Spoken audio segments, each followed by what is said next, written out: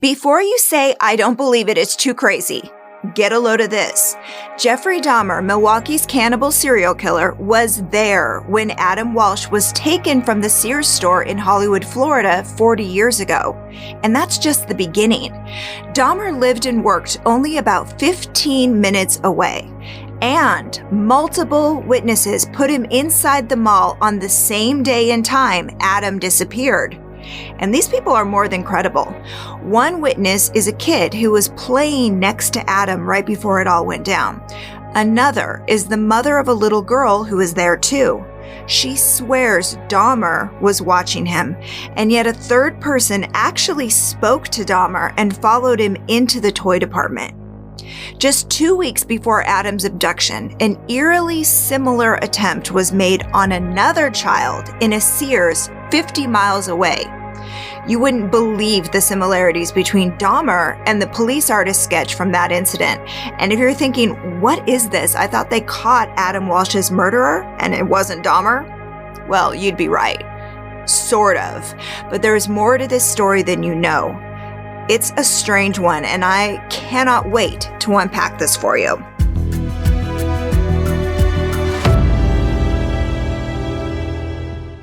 Welcome to True Crime Recaps. I'm Amy. Now, here's what you might have heard. In October 1983, a real dirtbag named Otis Toole made a jailhouse confession to the kidnap and murder of 6-year-old Adam Walsh. The next day, he said he made it all up.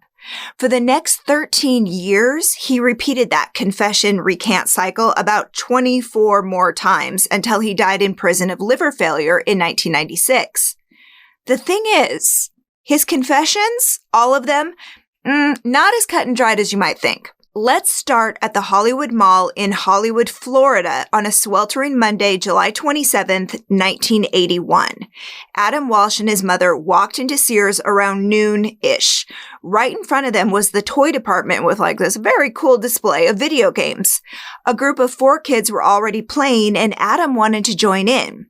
The last words Reve Walsh said to her son were, "I'm going right over here to the lamp department." And he said, "Okay, Mommy, I know where that is."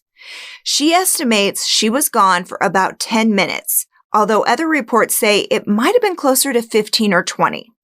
But regardless, when she got back, Adam and the rest of the kids were gone. Sometime in that first chaotic rush of panic, a Sears security guard admitted something that changed everything. Remember the other kids playing with the video games? Well, they were a little older. Adam was 6. They were 9 to 12. Not long after Reve left, they started fighting over the game. So the security guard kicked them out. She wasn't sure if Adam was one of the kids that she hustled out the door into the parking lot. He might have been. He might not have. Either way, he was gone. At that point, Reve called the police and her husband, John. Now, you probably know John Walsh as the host and creator of America's Most Wanted, but back then, he was a VP of marketing for a luxury hotel chain. His office was about 20 minutes away from the Hollywood Mall. As for the police, it didn't take them long to get there at all. The station was right across the street. They launched a massive search, but it was like the boy had just vanished. Now, if you're not familiar with South Florida, let me give you a quick orientation. Hollywood sits between Miami and Fort Lauderdale in Broward County. It's closer to North Miami. We're talking minutes away. But back then, Hollywood was considered to be safer. Adam's kidnapping shook the community to its core. Thousands of tips flowed in, so many that the police had the Walsh family and their close friends answering the phones. The first hot tip they seized on were corroborating stories about a blue van parked in the fire lane close to the Sears entrance nearest the toy department. That's the same entrance Adam and his mom had walked in. Now, some witnesses saw a creepy guy in the toy department near the video game display. Others reported seeing the same creepy guy throwing a little boy into the back of the van and driving away. Now, there weren't many more details to go on. No tags, just basically a blue van. Well, you can imagine how well that went. If you drove a blue van, better off leaving that at home and riding your bike instead. Blue vans were being pulled over left and right with no sign of Adam. And then suddenly the search was over. The story gets fairly brutal from here, so if you're not up for it, this would be the time to cover your ears. 2 weeks after he disappeared, 2 fishermen found Adam's severed head floating in the canal off the turnpike near Vero Beach, Florida, 125 miles north of the mall where he was last seen. The rest of his body was never found and never has been to this day. Dental records and a friend of the family ID'd the remains. John and Rive never saw it. Medical examiners said the killer used a sharp blade, possibly about 5 inches long, but it wasn't a clean cut. It took at least 5.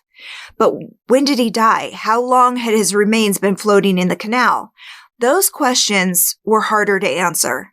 His head wasn't badly decomposed, and there didn't seem to be as much animal damage as you might expect if his head had been in the water for like the 15 days that he was missing. It was more likely the killer threw it in the water only a few days before it was found. But that's not to say Adam was alive for those whole 2 weeks. Doctors believe he may have been dead for at least 10 days. And small mercy here, the decapitation wasn't his cause of death, but how he did die, they weren't sure. They couldn't tell without his body, which means there were still more questions than answers. A lieutenant on the case had this to say to the Miami Herald about the gruesome find. The ordinary criminal with this much heat would have dropped the kid off by the roadside, stabbed him, smothered him, or just killed him. But this mutilation is the work of a psychopath. Yeah, so true. And potentially so important to figuring out who did it. The search for the truth was about to begin. Now, it's a little known fact that Jeffrey Dahmer was living in South Florida when Adam was taken. And like I said before, he was allegedly at the mall at the same time on the same day he went missing from the Sears toy department. The witnesses I mentioned earlier say he was in the toy department with Adam. In fact, they say he led him away before the security guard broke up the fight between the older kids. In a book about this case called The Unsolved Murder of Adam Walsh, crime reporter Arthur J. Harris sifted through thousands of police files, interviews, and witness statements to reveal some surprising information, which the Miami Herald, ABC's Primetime, and other outlets have shared over the years. A lot of what you're going to hear is based on his legwork and that of one of the witnesses, Willis Morgan, the author of the book Frustrated Witness. And I'll bet you can guess what his feelings were on this subject, just based on that title. So, 10 years before Dahmer was arrested for his crimes in Wisconsin, he may have been shopping for victims at malls down south. When his face made national news in 1991, it triggered a second round of police reports in Florida, starting with an incident that happened 2 weeks before Adam was taken. This was in Palm Beach, 50 miles away from Hollywood. A 10-year-old boy was checking out some toys at Sears when a creepy guy came up next to him. The store was fairly empty, and his instincts told him to run and find help. And as it turned out, he was right. The guy chased him through the store, but he left when the little boy reached his mother. Police created a sketch of his would-be kidnapper, and there is no doubt in his mind that the guy was Jeffrey Dahmer. You're going to hear that phrase a lot in this story. Now, seeing Dahmer's mugshot after 10 years caused physical reactions for people who came in contact with him in South Florida. They were absolutely sure he was the guy. Take Willis Morgan, for example. He worked at the Miami Herald in 1981, and on the day Adam was taken from Sears, Willis was at Radio Shack in the same mall when he was approached by a disheveled, drunk-looking guy with dirty blonde hair and evil eyes. No doubt in his mind, that guy was Jeffrey Dahmer. At the time, Dahmer seemed to be trying to pick him up, and when Willis didn't respond, he walked away. But the encounter was so disturbing that Willis secretly followed him out of concern for the next person he might confront. Now, the last place he saw Dahmer go before he stopped trailing him? The Sears toy department. And yes, after Adam's abduction, he tried to report what happened, but it wasn't followed up on. Even one of the boys that was playing the video games next to Adam at Sears years later wrote to John Walsh to tell him there was a man in the store that motioned him and Adam over, but only Adam went to him. When this case was, in its most active phase, he was shown a lineup of mugshots, and he said Otis Toole, not the guy he saw. Years later, when Dahmer's picture was released, he had an emotional reaction to that. He was sure that was the guy Adam left the store with. And come on, if you're a 6-year-old kid and you had to choose between a very scary-looking Otis Toole and a menacing Dahmer, well, I'm going with Dahmer. Dahmer would be the one who looks most like the authority figure you should listen to.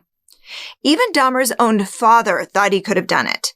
He called the America's Most Wanted tip line after his son's arrest to suggest someone question his son Jeffrey about Adam's murder. It took an FBI agent on Dahmer's case in Wisconsin to contact John Walsh about the connection between his suspect and John's son's murder in order to get someone to come up and talk to him. John is the one who pressured the Hollywood PD to go up and interview Dahmer. But before we go into what was said and what happened next, I need to take a quick break to thank today's sponsor, but don't go anywhere. We have only scratched the surface of crazy. Making content is an essential part of what I do to keep the show going, but it hasn't always been a seamless creative process. And that is why I honestly love my Canva Pro subscription. It's an easy-to-use design platform that has everything I need in one place, including a collection of over 75 million premium photos, videos, audio, and graphics. If I need some inspiration, I just choose from one of their professional templates and edit them to reflect my vision. With Canva Pro, I can create things that would take hours for me to do with advanced software. My favorite feature at the moment is the pre-sized social media posts they offer, and you can switch between sizes with literally a click of a button. It is such a time saver. Design like a pro with Canva Pro. Right now, you can get a free 45-day extended trial when you use my promo code. Just go to canva.me/true to get your free 45-day extended trial. That's canva.me/true. Canva.me/true. Now, back to the show. So, what was Dahmer doing in Florida in the first place? To answer that, you need to hear about his first victim, 18-year-old Stephen Hicks. Now, this was in June of 1978, and Dahmer, who was also 18, was living in Ohio and dreaming about some really dark stuff. Domination, control, sex with dead bodies. Not exactly your typical teenage fantasies. And when he spotted Stephen hitchhiking on his way home from the mall, he saw an opportunity. His parents were out of town, and he had the house to himself. By the next day, Stephen had been strangled, dismembered, and his bones crushed beyond recognition with a sledgehammer, then hidden in the crawl space under the house. Not long after that, Dahmer joined the army and ended up on a base in Germany. He was assigned to be a medic, trained in human anatomy, if you can believe it. But by March of 81, the army had had enough of him, and they discharged him early. It wasn't dishonorable, although in hindsight, horrific accounts of men, including his bunkmate, being brutally raped while he was there, combined with his antisocial, violent behavior, that probably should have made him more of a concern for his commanders. But in the end, his discharge came down to his alcohol and drug abuse. They offered him a ticket anywhere he wanted to go in the U.S., and he chose South Florida so he could avoid his father and get some sun. Pretty much the same reason everybody chooses South Florida. He was pretty much a bum for a while, but eventually he got a job off the books as a dishwasher, cashier, janitor at this sandwich/pizza place. Now, guess what the store's utility vehicle was? You got it. A blue van. Now, in the spring and summer of 81, while Dahmer was cleaning bathrooms in a pizza place in South Florida and doing God knows what else, Otis Toole was exploring his own twisted fantasies, crisscrossing the country on this violent rampage with his lover, Henry Lee Lucas. Otis was a mentally challenged drifter from Jacksonville, an admitted murderer and an arsonist with most of his screws loose. Henry Lee was a savage killer from Virginia with a penchant for publicity. The two of them fell in love at a soup kitchen in Jacksonville. Ultimately, they went on to basically create the blueprint for false confessions after claiming responsibility for a little over 1 1,000 murders spanning the country. Less than 20 of those were actually attributed to them. Was one of their victims Adam Walsh? Well, that depends on how much you're willing to believe. Otis confessed to Adam's murder in October 1983, and this wasn't exactly a spontaneous heart-to-heart with detectives. Here's what happened, and stick with me because it's a little bit of a winding journey, but I'm going to try and keep it simple. So, Otis was serving 20 years in North Florida for burning down a couple of buildings in Jacksonville. Meanwhile, his partner Henry was locked up in Texas on a weapons possession charge, but Henry was a smart psycho. He realized he could get special treatment and favors if he confessed to bigger crimes. To make a long story short, it later came out that he was being shown some police files and helped along by investigators eager to close their cases, and he was a willing patsy. But before the truth of Henry Lee's confessions was revealed, he claimed his partner Otis helped him in some of the murders or did some himself.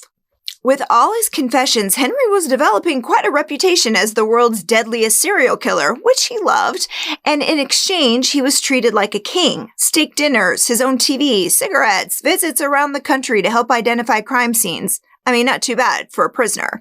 And just like cops were flying in from all over the country for a chance to talk to Henry Lee, police were lining up at Otis Toole's cell in North Florida to ask him some questions.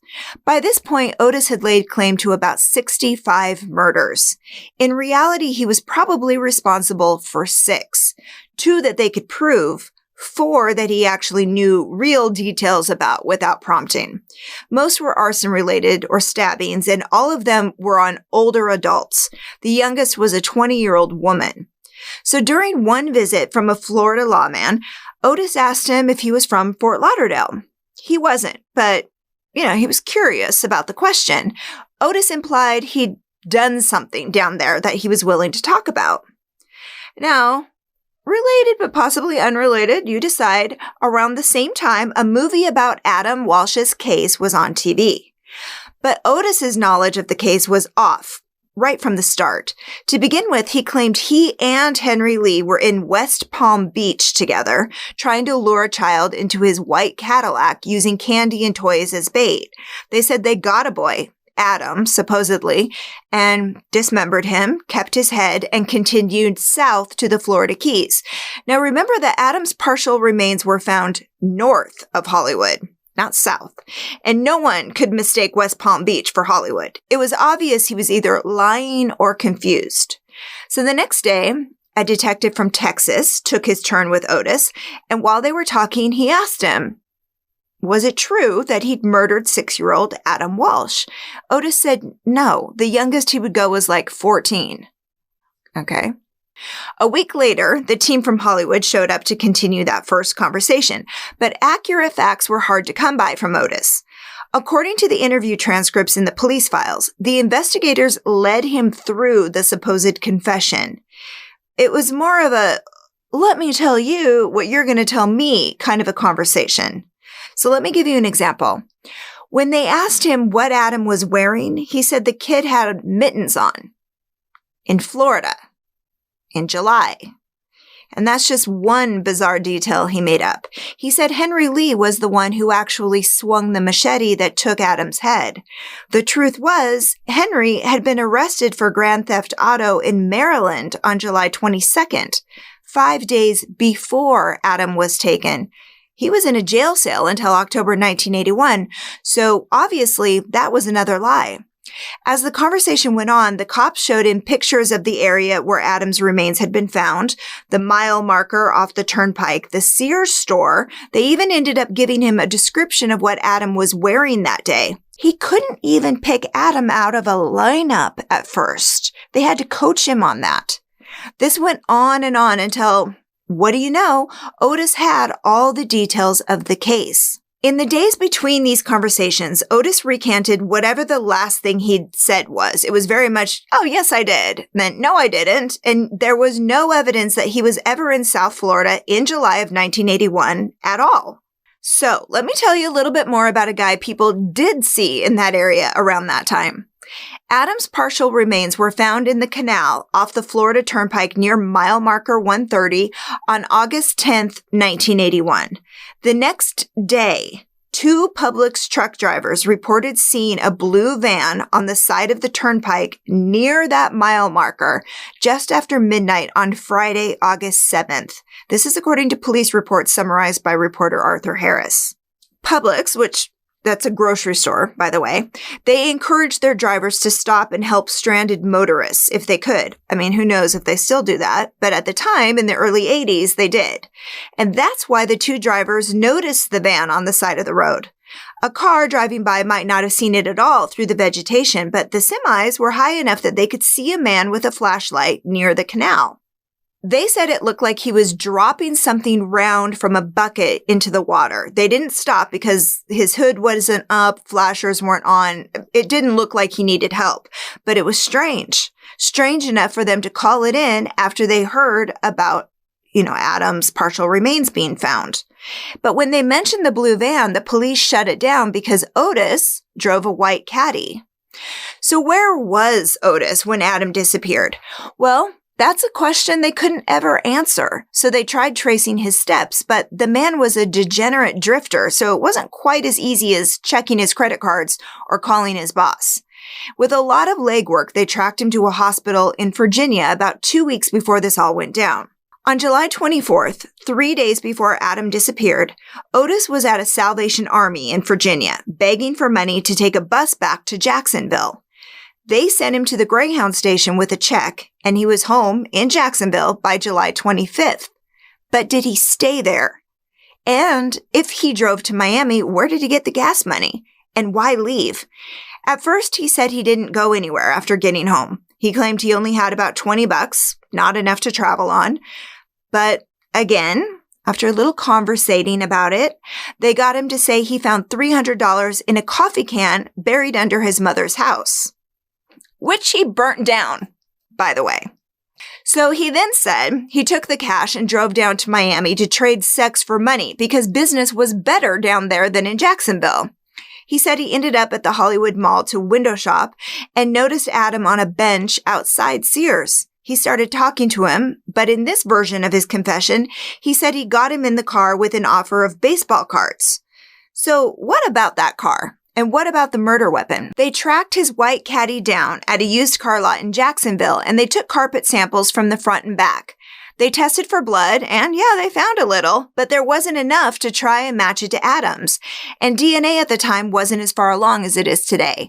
Unfortunately, there won't be a chance to check them again using modern technology because the carpet samples were lost, and the car was returned to the dealership and eventually junked. Now, what about that blood they found on the carpet? The simple answer is Otis and Henry Lee were killers. But as you already know, Henry Lee wasn't even there, and decapitating someone, much less a child as young as Adam, wasn't something Otis had ever gotten close to doing. But that's not to say that someone else couldn't have been bleeding in their Cadillac. So finding blood? It's not so surprising. As for the murder weapon, Otis did odd jobs for a handyman, so he had access to a machete and other tools. But by the time the confession train started, Otis didn't know where the machete was or what he did with it. Some stories, he said he buried it under his mother's house. Other times he said he threw it into the canal. Eventually, they tracked it down to a used car dealer, an acquaintance of Otis, who said they used to trade cars. So weird. But he said that he found that machete. It was left in one of those cars, apparently not the Caddy, and they tested it for blood and did find a trace, but not enough to run more tests to even say yes or no if the blood was even human, much less Adam's. So let's say, despite all this, if Otis was the killer, what did he do with Adam's body? Hollywood flew him down to South Florida to get an answer to that question, and he had a few different stories for that too. Just like the machete, he said he buried Adam under his mother's house. They looked. They didn't find anything linking to Adam. Then he directed them to mile marker 126, around there, and he got himself a trip to South Florida to point out the spot. You should also keep in mind that he didn't pick that spot randomly.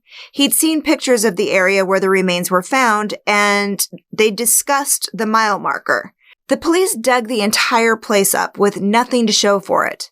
When they kept pushing him, he said he brought Adam's body back to Jacksonville, where he burned it and took the bloody carpets and the ashes to the dump. But how to prove something like that? They couldn't. In a 1984 interview with WTVN, Otis again claimed he had nothing to do with Adam's murder. Quote, "That Adam Walsh case, it ain't true. I didn't do that. You can go the whole way through a whole case and tell them you don't know nothing about it, and you wait 5 or 10 minutes and you can double back and you can pick up different little details in it, like beer cans, cigarette packs, trash by the side of the road or something like that, the way the road is or something like that. There ain't no way you can miss on it after you're done looking at all the pictures." They don't pay attention to that because they just want to clear the case, and they don't care how they clear it as long as they clear it. And all of the things he said over the years, to me, that makes the most sense. At that point, the cops were also getting tired of his BS. He was becoming an embarrassment, and they still hadn't found any evidence to charge him. So they basically let it drop. The man was doing multiple life sentences in prison, so they figured he wasn't going anywhere and he wasn't on the streets. But you remember those truck drivers who said they saw something strange off the turnpike on August 7th? The driver of that blue van? Well, let's get back to that blue van Dahmer theory for a second. The pizza sandwich place where he was working had a dumpster out back and an electric meter room behind it. It was one of those places where homeless people can sometimes hole up. Dahmer himself might have slept there before he earned enough money to get himself a room at one of those rent-by-the-hour motels on North Miami Beach. As it turned out, he might have killed to sleep in that electric meter room. Arthur Harris pointed out a police report from July 7th, 1981, listing Jeffrey Dahmer as the person who found a dead body behind the dumpster. He told his boss he'd been stepping over it all morning. It wasn't bloody or dismembered or, half-eaten, so it might not have had anything to do with the serial killer, but that is a hell of a coincidence. Here's one more for you. In the meter room years later, an axe, a sledgehammer, and a blood spatter was found. The blood pattern would have been similar to what you'd see from someone on the floor being hit from above. And the meter room, it had a crawl space. Now, if Dahmer did have a part in Adam's murder, could that have been where he kept the boy? We know from his later victims that he liked to take his time with the bodies, but the Walsh family hadn't heard the last of Otis. In 1988, he raised his ugly head again and started reconfessing to Adam's murder. This time in a series of letters he wrote to the Walsh family, the Sears store, the police, and inexplicably, Disney World. They were all a little different, but the gist was that unless Sears wanted him to start telling the world via the media how many children he kidnapped and murdered from their stores and exactly how easy it was to do it, he wanted them to give him thousands of dollars in cold hard cash. And to the Walsh family, he said he would tell them where their son's body was if they gave him $5,000. Now, this is an interesting time to point out that at the time of the investigation, a reward was being offered for about $200,000. So if people like Henry and Otis had heard that, do you think that they would have murdered Adam, or would they have dropped him off and tried to claim the money? So Dahmer left South Florida in early fall of 1981. He made his way from Ohio to Milwaukee, where he was finally arrested in 1991 after an almost victim managed to escape and convince the police to come back to Dahmer's apartment with him. And how about this for poetic justice? When he was arrested, it was 10 years almost to the day that Adam disappeared. It's weird, right? When he was caught, they found 11 heads and various body parts in his apartment, among other gruesome trophies. In 1992, he got multiple life sentences for the murders of 15 people, although he admitted to killing 17. Police thought that there were probably more. Now, was Adam one of the victims he wasn't about to admit to? Questions started coming up about why Dahmer hadn't been interviewed about Adam's murder. Even the FBI agent on Dahmer's case thought there might be a connection. In fact, the agent thought he was denying it a little too much. Dahmer's lawyer had kept him away from Hollywood PD during the trial, but after he was sentenced, the link was strong enough that John Walsh asked them to fly up to Wisconsin to talk to the mass murderer. And of course, by that time, the host of America's Most Wanted had the kind of pull it would take to get that kind of movement on his son's case. So, did the notorious serial killer have anything to say about the infamous kidnapping and murder? In short, no. But they did catch him lying about it. He claimed he worked constantly. Jeffrey Dahmer, such a workaholic. And he never had time to go anywhere. Especially not to the Hollywood Mall. But his former boss said that wasn't true at all. Dahmer worked part-time, barely, and he frequently showed up disheveled and drunk. Remember that FBI agent saying he was a little too insistent that he had nothing to do with Adam Walsh? But it was this statement that got Hollywood off his back. He said, quote, "Why would I have admitted to murders the police would have known nothing about and then leave Adam Walsh out? Besides, I never went after children. My interest was in older adults of bar age, and all of them that I met I thought were bar age." Huh. I mean, he did kill a 14-year-old and exposed himself to parents and children at a park, so I don't know about all that, Jeffrey. But age 6 is a lot younger. Could he have been telling the truth? After that, there weren't too many follow-up questions, and the investigator took him at his word. But later, they got an official letter from Dahmer's appeals attorney basically telling them to stay away from his client and demanding the tape of the interview with a warning that whatever Dahmer had told him didn't count because he hadn't been read his rights. So, did he have something to hide after all? Now, famously, Dahmer claimed that after taking the life of Stephen Hicks in 1978, he didn't kill again until 87. 10 years of inactivity for a monster like that? I don't think so. His bunkmate in the Army is certain it's not true. He saw Jeffrey come back bloody after a weekend's off base, and he himself says he was raped and beaten by him. It may be more likely that Dahmer only confessed to those crimes he thought the cops would find out about anyway. And not so coincidentally, as Arthur Harris pointed out in his book, the murders he confessed to were in states without a death penalty. The Ohio death penalty went into effect after Stephen's murder. And Lord knows Dahmer was already a celebrity prisoner. In a bad way. And if they knew he'd killed a child as young as 6, especially since it was such a high-profile case, he would be a marked man. Or, also he might not have had anything to do with it at all. What do you think? Just take a literal minute to collect your thoughts on that while I give one last thanks to today's sponsor. Do you know about Green Chef? It's the first USDA-certified organic meal kit. If you want premium ingredients like organic veggies, high-quality proteins, this is the #1 meal kit for eating well. Chris and I really want to eat more plant-based meals, but my go-to vegetarian meals are more like high-fat comfort food than actual healthy, which is why we're so crazy about Green Chef's vegan and vegetarian recipes. The other night, we made the black bean taco salad with roasted corn, black beans, creamy guac, toasted pepitas. I didn't even miss the meat. And this creamy cilantro lime dressing on top of it, heaven. And they offer keto, paleo, gluten-free, and balanced meal plans too. Choose from 30 easy-to-follow recipes every week. You should start planning your meals now. Green Chef is now owned by HelloFresh, and with a wider array of meal plans to choose from, there's something for everyone. I love switching between the brands, and now you can enjoy both brands at a discount with us. Go to greenchef.com/true100 and use code TRUE100 to get $100 off, including free shipping. Again, that's greenchef.com/true100 and use code TRUE100 to get $100 off, including free shipping. Now, back to the recap. So Dahmer was scary smart and cool under pressure.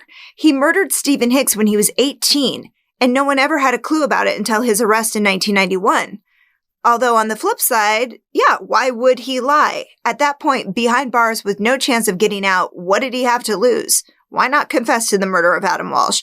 But then again, we are talking about one of the most brutal serial killers in history. So maybe a better question is, why wouldn't he lie? Maybe he just wanted to keep his secret about the high-profile case. John Walsh asked the DA in Florida to take the death penalty off the table in hopes of getting Dahmer to confess. But maybe Dahmer didn't believe him. Maybe he was trying to avoid the death penalty.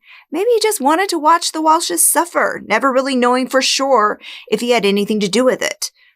Or, again, maybe he was telling the truth, and it was just a terrible, awful, crazy coincidence that he was in the same mall at the same time that another twisted soul was hunting a child there. Which really, really is a level of evil that makes me never want to leave the house again. But no matter what the truth was, Hollywood PD dropped Dahmer as a suspect, and since he was killed by a vigilante inmate in 1994, sorry, not sorry about that, we may never know if he had more to say on the subject of Adam Walsh. And Otis died of liver failure in prison 2 years after Dahmer met his maker. Some people claim he made a deathbed confession saying he did it after all, but authorities say, nah, that never happened. Regardless, by 2008, with Adam's case still technically open, the Hollywood police decided to close it the best way they knew how. If Otis wanted to take credit for it, at least at one point, then they would give it to him. And they held a press conference saying he was the one responsible for Adam's death, and the case was officially closed. Although they do admit, no evidence linking him back to it, no what they called magic wand saying, this is the link between him and Adam. It didn't exist. Just his confession, what there was of it. So, when you ask, was Adam Walsh's killer caught? Well, I guess the only answer is maybe. At the very least, if it was Dahmer, he's not around to hurt anyone else anymore.